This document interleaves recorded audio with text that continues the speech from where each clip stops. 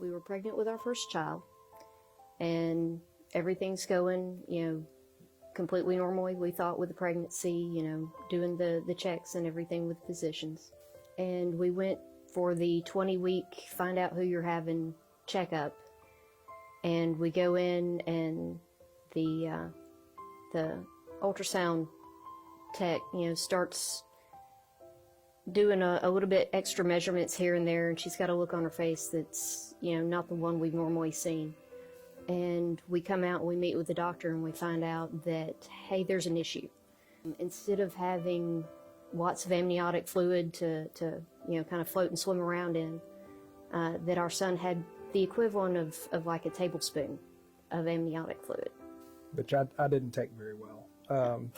I was, all this has happened in just a period of a few hours. We went from, being excited about finding out who our child was going to be, a boy or a girl, and I'd forgotten the videotape. This was back when they did videotapes of the ultrasound, and I was digging around in my car hoping I had anything. I'd have recorded over anything. I was super excited about that. To, in a period of about 2 hours, I have a doctor very coldly looking at myself and my wife and saying the word abortion. So I think for me the darkest moment was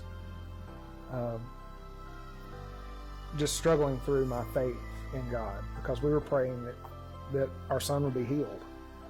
We believed and believe that God is capable and willing to heal inside of his will, and just struggling with, okay, will God choose a healing in this situation?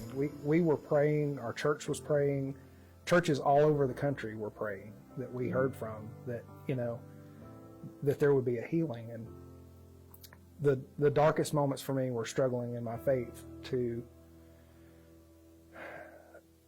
just really come to grips with, okay, what if God doesn't choose to answer our prayer the way that we want it answered?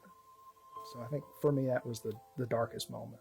We had only lived in Little Rock for a short time, and we actually the first Sunday we visited this church, we were invited to a small group, and we just never left that small group. And God really brought that support structure around us. Like I said, we were 6 hours away from our family. Just a small group who really prayed with us. They came and sat with us at the hospital. They brought us food. They loved on us and prayed with us through those times. They came to doctor's appointments and prayed in the lobby before that. I mean, just the way that God comforted us through that process is one way. He gave us, those people became members of our family. They were fantastic. They were some of the ones that, when I was in the postpartum period, that looked at me and went, I'm going grocery shopping. Come on, you're coming with me. That wouldn't just let me stay retreated in on myself. The postpartum period, I think, for me, were some of my darkest times.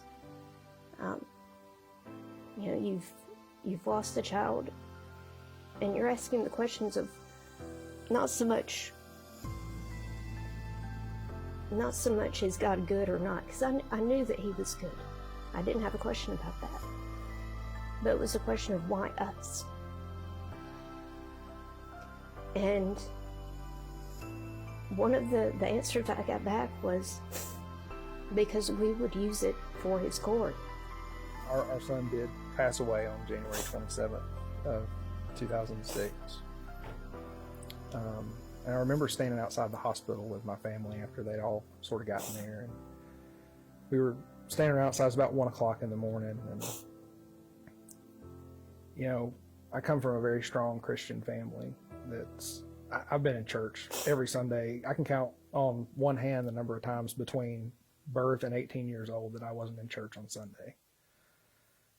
My dad's a pastor, we served in the church, and to hear that I wasn't alone in the struggle through my faith, that these people who, raised me and were around me my whole growing up, that they were asking those same questions. Why us?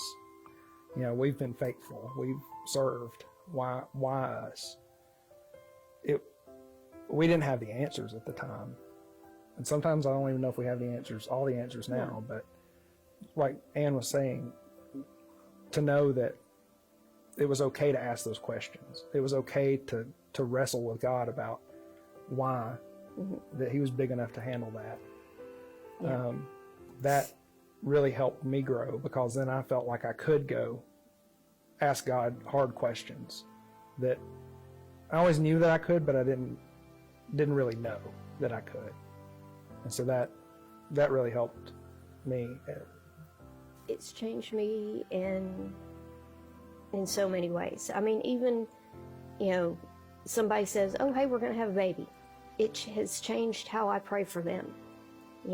I don't pray for, oh, I hope they have a boy or a girl, or, I pray for a healthy pregnancy for the baby and for the mama. I pray for wisdom for the parents. I pray for wisdom for their medical team. I've been